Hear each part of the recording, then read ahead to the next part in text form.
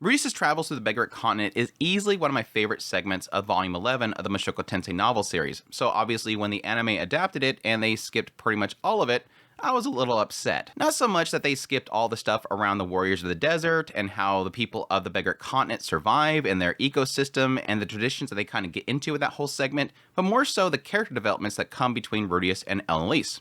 I believe that they are a fantastic pair, and this segment solidified for me how much I love Elinalise's character. She is just a big sis type character that just wants to protect Rudeus and all these things that she does, even though she really doesn't have to. Again, I adored this segment, so I'm going to remedy that with all the anime onlys here. In this Mushoku Tensei skip content video, we're going to go over the warriors of the desert, Rudeus and Elinalise's travels, all the crazy insights into the Beggaric continent itself, and ultimately, one of the best moments Elinalise has ever had in the series for me. Let's dive into it. Opening up, we are on day 8 of Rudeus and Elinalise's travels. This is at the point in which they reach the first city they come to on the Beggaric continent, which is Bazaar. It was a town comprised of tents and buildings circling a lake. Arriving around that area wasn't just sand but soil, reddish-brown color. It was also much less extreme heat there. By the time they reached the outskirts, it was evening time, but they were alerted to the call of a griffin. Ahead of them near the city was a pack of 5 griffins and 5 humans, although 2 of the humans were already motionless on the ground.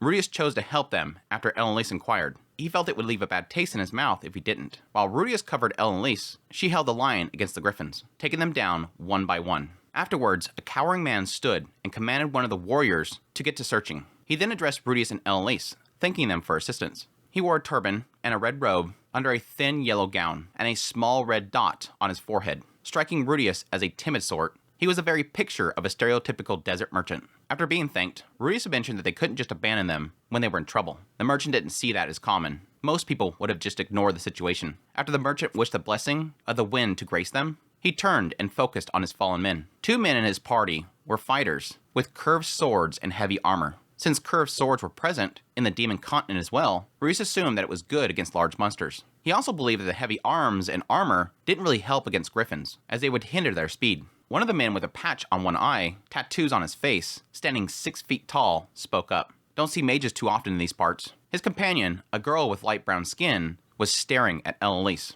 Hey boss, is this girl a succubus? Elinalise spoke up. What is she saying, Rudeus? For reference here, the people of this continent speak a different language. They speak fighting god tongue. So Elinalise doesn't know what they're saying, but Rudeus does know the language. What is she saying, Rudeus? She's wondering if you're a succubus. Well, I suppose I am, in a matter of speaking. Wow. She admits it. That said, I don't make a habit of spraying foul odors all over the place. I keep telling you, it smells really good to me. The man then chopped his companion on the head. Don't be an idiot. What kind of succubus travels with a man? You got some nerve insulting them after they just saved our lives. Ow, but boss, you said the girl that shows up when their bat's around got to be a succubus. Reese found her hard to understand. It was probably due to some sort of accent. This is exactly why we call you bonehead, kid. Sorry, miss. We didn't mean any offense. Carmelita here is kind of a moron, that's all. Elinalise then spoke up. What's this now? Is he trying to make a move on me or something? Reese said no. He's apologizing because a woman called you a succubus. Ah, is that all? Well, tell him that I wasn't offended at all. She shot a brilliant smile at the guy, prompting him to blush. She says that she doesn't mind. No kidding? Does she not speak our language or something?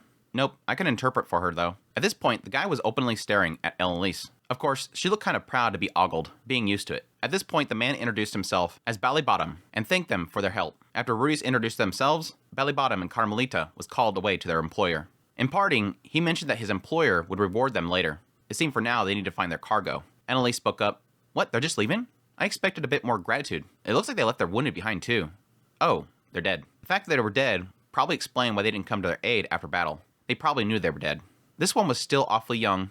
The poor thing, Elinalise said. One was young, maybe 18, hole in her forehead, likely from a beak. I wonder if leaving their dead where they fell is a tradition of this continent, Rudeus said. No decent adventurer would ever do such a thing, Elinalise replied. Well, those people don't look like adventurers to me. Since they vanished in different directions, Rudeus burnt the bodies and buried them. It seemed heartless, the way they left them there. He honestly had no idea how they would be rewarding them when they didn't even know the employer. That didn't matter since they didn't go into the situation to be paid. He was satisfied doing a good deed for the day. With that, the 2 of them headed off to Bazaar. The next day, Rudeus and Elinalise searched the marketplace to find information on a guide to the north. Sadly, this area was a way station on the road, not so much a bigger trade hub. Finding a guide would be difficult. Elinalise assumed they'd find a guide easy, but this wasn't a normal route for her. Typically in unfamiliar land, she kept to the border cities and areas where travelers were common. Jumping to the middle of the continent through a teleporter threw her off. He inquired Elinalise what she thought they should do. She normally would push the shortest route, but she had enough of walking in the desert. Her thought was to travel with a merchant. It sounded good. Aisha managed to reach Renoa, hitching rides with merchant caravans. Only thing that mattered was getting to their destination safely. Problem was finding a merchant heading to Rapan from here. Most were heading to a place called Ittara to the east. There was traffic to the north though. Since Rapan was famous for its labyrinths, it had a steady stream of valuable magic items. Some merchants earned a living that way, buying and traveling with magic stones and crystals from the southwest to Rapan, funneling profits into buying magic items. Problem is that most merchants like that wouldn't be around for another few months. As Ruiz was about to give up and head to Ittara instead, he hit a lead. A man named Galban, who apparently made his fortune traveling between Rapan and Tenorio. It was said he traveled in a caravan of 6 camels, which meant he was earning good money. Arriving at his tent, they found 6 camels and Carmelita, the warrior lady from the previous day. So that meant Galban was a mustached merchant. Galban welcomed them into the tent with a warm smile. It was a good thing they had helped them out. Galban spoke up. My apology for yesterday, friends. We were surprised to see you had already left by the time that we got back. They had apparently tracked down their camels carrying valuable cargo. Returning, they found Rudius and Elinalise had left, and the bodies were buried. He claimed they spent some time looking around for them that evening. He could have just explained that, but maybe that was just common sense here. Cargo first, everything else can wait. It must be fate that you found us like this, he said. Would you care to join my caravan as bodyguards? How about 500 Sensha to Rapan? What do you say? It seemed this was his plan from the start, based on him losing men and seeing them in action before. But this worked out for Rudius. Alright, we'll come with you as far as Rapan then. Ah, splendid. That's truly wonderful. I'd even be willing to sign you guys up for a long-term exclusive contract, if you have interest. I've never seen a magician of your caliber before. I'd make it worth your while, I assure you. How about 10,000 Sensha a year? No, wait. Balibadom would kick up a fuss. Would 8,000 be enough?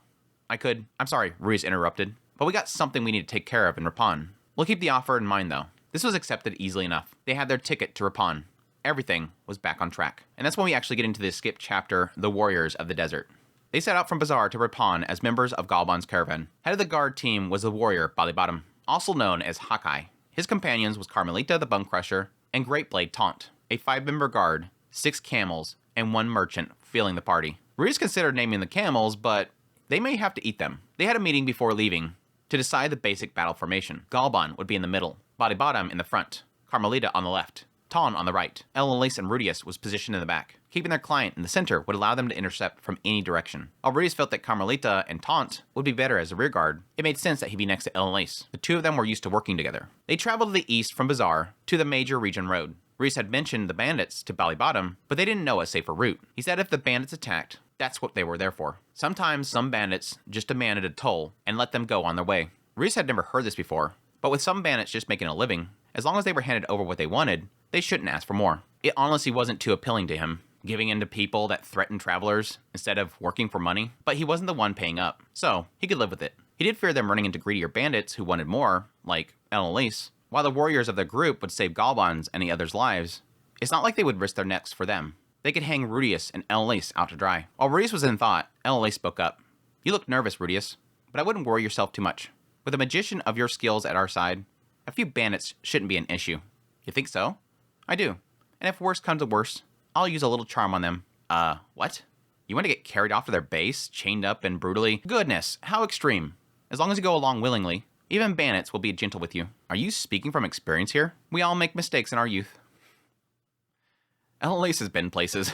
She didn't seem too concerned at all, but those days were long past. She would probably be less eager with Cliff in her life. On their travels, they fought many monsters, charging beggar buffaloes, great tarantulas, windmaster eagles that casted magic, even stuff they encountered before. Apparently the lizards were Gyroraptors. Balibadom would spot them ahead of time, avoiding serious combat. He had a demon eye himself, which earned him the name Hawkeye. His demon eye was the same as Gilane's, allowing him to see the flow of mana in the world around him, a great means of detecting enemies. Things were going great with his predicting everything they approached. It was like traveling with Rajerd, while not as precise with the details. Elinalise spoke up. This brings me back a little. Gilane used to spot monsters just like that, using her eye and her nose. Having someone to detect the enemies made combat less risky. Ruiz was always ready with stone cannon, or blasting them in the air when it got tedious. After one fight, Balibadom spoke up. You're using your spells awfully freely, boy. Aren't you gonna run out of mana? I should be fine. I can keep this up all day, I think. I see. You're a great sorcerer then. What does that mean exactly? It's a title given to magicians who have achieved deep mastery in their craft. Well, I wouldn't say I'm a master of anything yet. In any case, it's rare to see a magician willing to use their powers so freely. Many magicians made it a point not to use more than half of their mana. Since that was all they had, they needed to rely on it to defend themselves. But Rudius never emptied half his tank, as far as he knew. It was common sense to retain some for emergencies. To desert warriors, who knew little about mages, they'd probably seen most of them as slackers. Balibadom seemed to have enough experience to know why magicians held back. He still seemed to lack some knowledge, as he didn't question Rudius' silent casting. Still, he wanted Rudius to save for unexpected situations. With 5 in their group, he could hold back until he's called for. Rudius wasn't hiding his mana supply being massive, but he didn't want to come out with it either. This was mainly because he wasn't sure his own limits for one thing. He didn't want to get too cocky and cause a disaster. Like, don't set people's expectations too high. At night, they took turns guarding, while Galban rested. Even though Rudius created a shelter for everyone, they refused to use it, claiming it would be hard to notice approaching monsters. Elinalise eased Rudius' mind, claiming that they each had their own way of doing things. On Rudius' shift, he was paired with Carmelita, during which time Rudius felt staring at nothing silently would get boring. Thankfully, they conversed. Carmelita thanked them for their help, and noted how strong he and Elinalise were. Carmelita the Bonecrusher was a warrior turning 21 this year. Her weapon was a sword with a wide, thick blade, more than 1 meter in length. Many in this region carried large swords, even Balibadom, probably to combat monsters with thick shells. Your woman's sword is too thin, though. You can't kill anything with that, she said. You might be surprised, actually. It's a magic item, and she knows how to use it. I've seen her cut up griffins. Oh, and just so you know, she's not actually my woman. We're just friends, heading to Rapan together. But you sleep with her, yes? When the Succubus come? No. I know detoxification magic, so I just use that. When a Succubus comes, the men are aroused. The women sleep with them. It's the way of things in the desert. As Carmelita explained how Succubus and the warrior bands worked in the desert, she sounded proud. While the Succubus were present across the continent now, they used to be native in the southwest region. But during the war 400 years ago, Laplace encouraged them to reproduce. It was all an effort to break the stubborn resistance of the Begarit warriors. Succubi were deadly against men, even strong-willed veteran fighters. But Succubi could only bring so many victims back to their lair at once. They chose a few morsels, leaving the others behind. The ones left behind would fight each other to the death. Once poisoned by their pheromones, all other men were your enemy. It was like a charm status effect. To cure this, you had to cast intermediate tier detoxification or let them sleep with a woman. 400 years ago, basically no one on the continent could use detoxification magic. So many young men who were virgins ended up losing their lives. Over time, the warriors of the Begarit continent adapted to their circumstances. Every band began to travel with a number of women. The first of them were often slaves or demon prisoners, but quickly they realized non-combatants were slowing them down, either by their low stamina or their need for protection. The warriors thought it over and found a solution in training women to be fighters. Thus the women warriors of the Begarit continent came to be. At present, every group of fighters or guards had at least a few women. When a group encountered the Succubus, the women were responsible for slaying it, and then sleeping with the men to break the spell. Some groups had more women than men. Facing Succubi was easier that way. All in all, women of this continent did more than their fair share of the fighting. Of course, this sometimes resulted in pregnancies, but the women accepted this, returning home proudly when it happened. The baby would be eventually entrusted to the people of their village, and the warrior would return to their duties. The baby would be raised by the entire village, all treated equally regardless of their heritage or race. Once they reached adolescence, they underwent the coming-of-age ceremony and left the village behind. Once a warrior grew too old to fight, they earned their right to return home and devote themselves to raising the future generations. Some chose not to return home, spending their whole lives fighting. Balibadom was one of them. Carmelita had no objections to her role, and even had a child once herself. For Rudius, the culture shock was real. Even if he had read some tribes doing similar things, Rudius had a hard time wrapping his head around it. He couldn't even manage to convince himself that it was sexy. He found himself looking over Carmelita, trying to understand her point of view. She then spoke up. I'm grateful to you, but I hate mages, she said. If a Succubus shows up, go to the other women. That stung getting shot down in advance. But he could deal with the Succubus spell. In Rudius' time with Greatblade Tont, he found him the quiet type. The man almost looked similar to Balibadom, if it weren't for his facial hair. Rudius tried to push the conversation to kill time, asking him about his name. Apparently the matriarch, the village elder, chooses their second names, rather than it being a nickname. It was that way for all the warriors of the desert before they left their village. It was often based on strength, sharp eyes, etc., giving anyone an easy way to assess their greatest talent. This led Rudius to reveal to him that he was called Quagmire Rudius, which puzzled Tont, as Rudius had never used Quagmire there. To be fair, it wasn't effective on things that could lift from the ground, or slow, heavy, armored bugs. He also wasn't bothering to stop monsters before targeting them these days now. However, Tont thought that Rudius' magic was flashy, so he wanted to see it at least once. While it was boring, he said that he'd try to use it at least once when he got a chance. As their party moved further east, the land turned steadily greener. Kinkara was in this direction, and a large jungle beyond that. It was odd for a jungle to be there, but they wouldn't be seeing it. Balban changed their course, once they reach a landmark that someone left behind, heading north from there. 3 days of travel passed, and they met the regional road.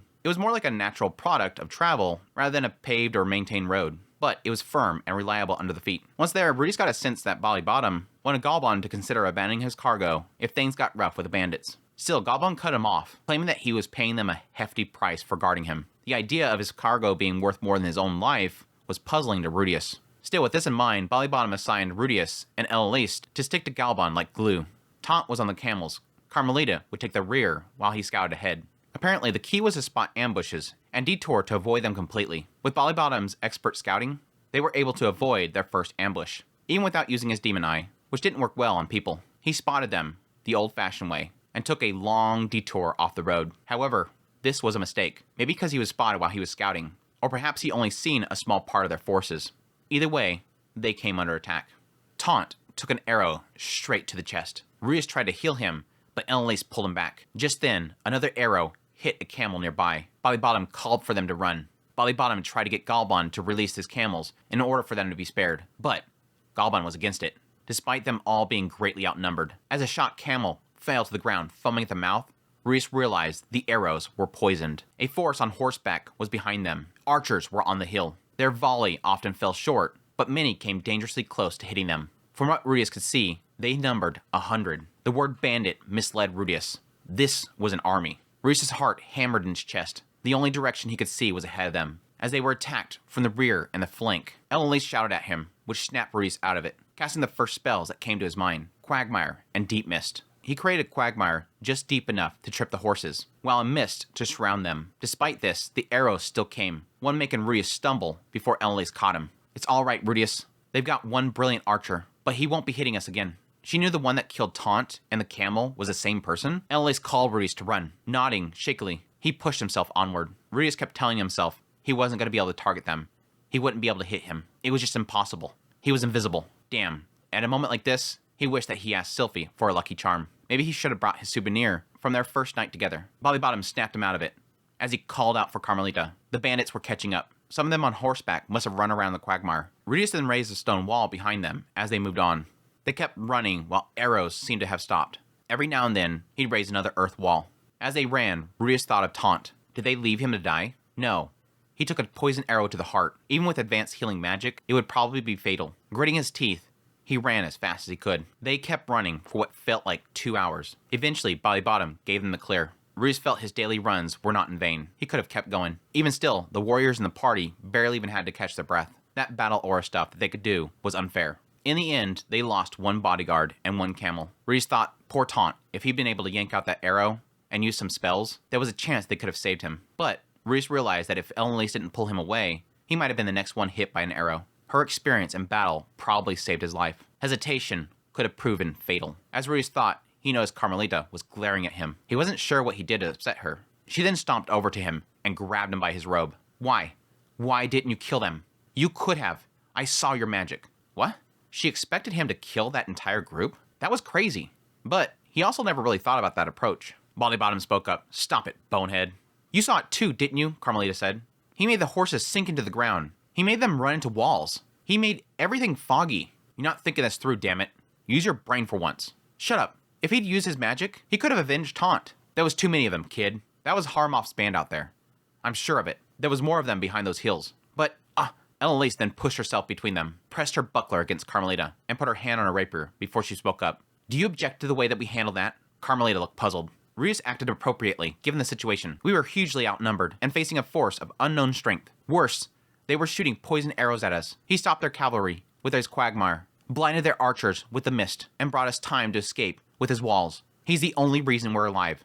We lost one man and a single camel, but we got away. Would you have preferred to stand and fight? We would have died like fools, and they would have taken everything. Elinalise's words meant nothing to Carmelita. She was speaking in human god tongue, but her frosty tone made her meanings clear enough. It was rare to see Elinalise speak so aggressively to anyone, especially an ally. She was right though. There was 50 at a glance, but there was probably hundreds of more of them. Could he really kill a force that size? It was hard to say. He could have casted a wide-range spell after the quagmire to decimate the archers. He could have knocked the riders off with Blade of Wind, roasted them with fire magic. It was theoretically possible. He wasn't confident he could pull it off though. They could have experienced fighting mages. One archer could survive. One rider could have passed his quagmire. If it turned to melee, he couldn't use magic without killing an ally. Elinalise was aware of this. That's why she was taking his side firmly. She then spoke up again. And just to remind you, we're bodyguards, not mercenary soldiers. We didn't sign up to fight an entire army on our own. Is there a reason that you're still glaring at me? Do you want to fight? Is that it? What a willful child. I'll indulge you, if you insist. Losing her patience, Elinalise drew her rapier. Carmelita hurried to reach for her broadsword, before Balibadom stepped in between them. Cut it out, both of you. Look, it's a damn shame that we lost Tont, but Quagmire made the right call. The only one that wanted to fight was you, bonehead. You really are a moron sometimes, you know that? Shut up. Carmelita backed down and crouched near the camels, burying her face in her knees. Balibadom apologized before explaining that she had a kid with Tont. He explained that she was just lashing out. Ruse figured that female warriors didn't get emotionally attached to any one specific man. That clearly wasn't always the case. Maybe it was different if they had a baby with someone. Elinalise sheathed their rapier and faced Rudius. There's no reason for you to feel down about this, Rudius. There isn't? There are some adventurers out there who want to make a point to never kill a human being. Not many of them, granted, but they do exist. And you're going to become a father soon. I can understand why you'd hesitate to take so many lives. Her attempts to comfort him was a little off the mark. She didn't know what Balibadom had just said. To be honest, Ruse hadn't hesitated at all. The thought of killing those men just didn't enter his mind, despite the mortal danger they were facing. Some of the riders could have died, riding headfirst into the walls he had made. He didn't have any guilt about that. But the idea of using magic to murder someone directly made him queasy. It was kind of pathetic, honestly. Still, Ruse thanked her. She was trying to cheer him up. Thinking back on it, she had been running at his side the entire retreat. Every time he lost balance, she was there to brace him. It felt like she positioned herself to shield him from any stray arrows. He had a feeling she considered herself his bodyguard, more than anything else. No need to thank me, dear, she said, patting him on the shoulder. I'll always look out for my grandson. Her grandson, huh? Sylphie was carrying Elinalise's great-grandchild. He was certain that she wanted the arrival to be a happy occasion. Or maybe she didn't want to have to explain his death. Either way, they would have to make it back safe. Again, he thanked her, putting more feeling into the words. She replied by patting him on the shoulder. Their party, despite awkward atmosphere, continued onward. Balibadom was surprisingly calm and collect, despite losing another man. He focused on reforming their formation, never speaking Tont's name again. He was the same focused professional bodyguard he always was. While cold, it was probably how this line of work went. Death was a constant companion to them, common attitude on the Demon Continent as well. It was always a mindset Ruiz couldn't understand. A few uneventful days later, they reached the oasis that marked the midway point. Much like Bazaar, it was a marketplace surrounding a small lake. While resting, Galban and Balibadom discussed replacing their fallen. It seemed Galban had more trust in the skills of Rudius and Elinalise, opting to wait until they reached Rapan. It was a pity that they lost one camel, but he admitted that it was lucky that they got away with only losing one, facing a force that large. After Rudius spoke up about how casual Galban and Balibadom was with each other, Galban mentioned that they were working together ever since the day that he was a fledgling merchant. Maybe Balibadom was closer to Galban than Tont, his fellow warrior. Serving as a head bodyguard for so long, he possibly seen his men and women as disposable, or interchangeable, given how regularly they came and went. After rest and replenishing, they headed north. Carmelita didn't pick any more fights with him, but they didn't talk on night watch. They'd be going their separate ways when they got to Rapan, but still, he had to empathize with what she was going through. He couldn't imagine what it felt like to lose the father of your child so suddenly. It would hurt to lose Sylphie. The despair would be immense. Ruiz spoke his thought, and I guess I'm going to regret this, aren't I? Assuming the man god was being straight with Rudius, the voyage was going to cost him one way or another. The man god first told him not to go to Begaret when he met Elinalise at the age of 15. After spending some time in Renoa, using teleportation meant that he wasn't getting to Rapan that much later than if he left immediately back then. He had to assume that the danger that awaited him in Rapan hadn't changed in that time. If that was true, it probably meant no harm would come to those that he left behind in Renoa. After all, if he had left to Begaret right away, he wouldn't have met Sylphie or gotten to know the others. He'd have no regrets for some disaster taking place there. But the regrets may be different now. Things might go smoothly on this end, but poorly back at home. Something might happen to Sylphie or the baby. Ruiz stopped himself from speculating. It would be enough to drive him insane thinking about all the ways things might go wrong. A guy like himself was going to make mistakes, no matter how hard he tried. This is the first time that he'd gone directly against the man god's advice. Did that mean that this choice was going to end disaster, no matter what? No, he wasn't buying it. Since he knew that there was danger ahead, it was possible to avoid it, to avoid someone that he cared about ending up like Tont. He had to stay sharp. He wanted to say that he'd protect his family from someone wanting to harm them. Though he wasn't sure if he was capable of murder, he just had to keep his family safe. That, at least, he could promise himself. 2 weeks later, they reached the labyrinth city of Rapan. And that's where the episode of the anime adaptation ends right there, as them reaching Rapan with the massive skeletal structure kind of surrounding the city. But again, like I said, Absolutely love these chapters. I think the peak point right there is definitely the point in which Elinalise like steps up there to Carmelita and says, "What a willful child. You want to go?"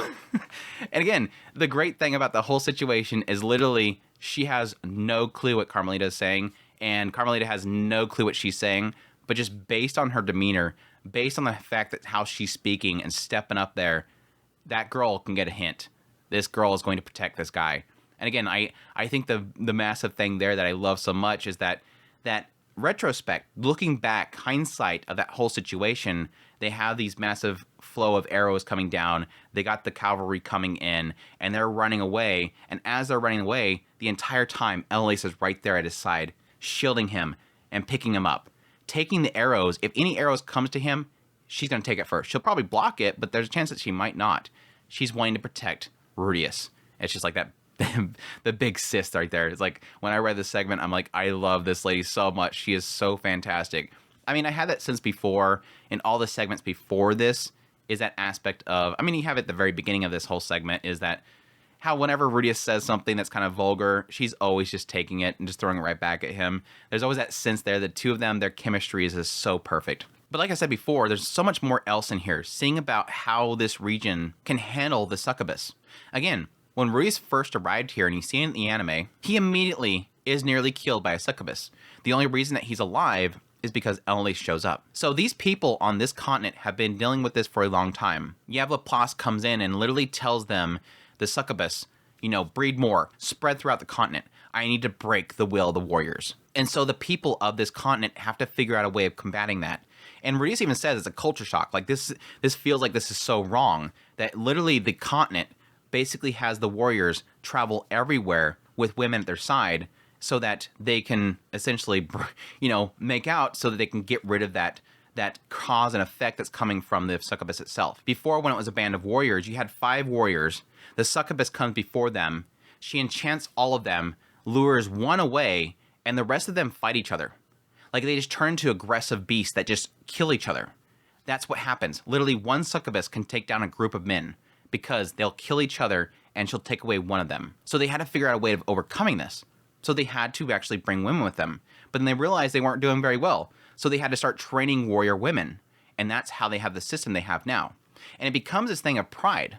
The way that at least Carmelita speaks, it's a thing of pride. This is the role that I'm supposed to play, and I will do it successfully. Even though I'm not going to do it with you. Like she completely shuts down Rudius. I'm not going to do it with you. Go find somebody else. It's still really cool. I love that insight into how this culture actually survives. Because again, this is a thing that is a daily occurrence, something they always have to run into. And it's the only way to overcome it. Yes, additionally, at the very end here, again, something that they kind of overlook with the anime is another insight into Rudius and his sort of fears that he has with the regrets that the man god has actually spoken. If you go there, you're going to regret it. And right here, he's kind of wondering, oh, wow, I didn't think about that. I'm going to regret it, but does it have something to do with this? And yes, technically, he's right. The moment that he met Elinalise way back here, yeah, he's like, oh, crap, they're down there. I should go help. And Elinalise says, no, don't worry about it. If he had left right then, yeah, it's technically the same time as him right now teleporting down there and getting there. Like they're arriving pretty much the same time. So is a regret the same thing? Could be. Or yes, what if the regret is different? Even the man god mentioned the idea that you're gonna leave your wife. All these things that you're gonna leave behind. Oh, what if the danger is there? He's already starting to think of that. And then he goes, okay, I gotta stop this.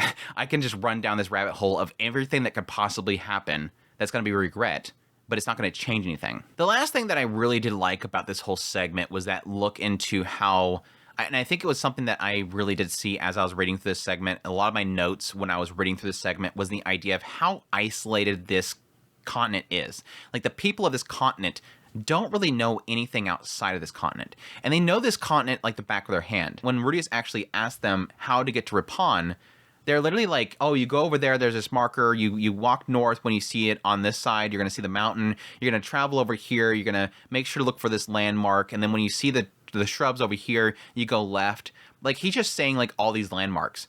And Rudius has, like, that's great. Great directions. I have no clue what any of that is. They knew they had to find a guide. When they asked for a map, they're like, what? A map? What are you talking about? They're like, the sense of a map is just like, what?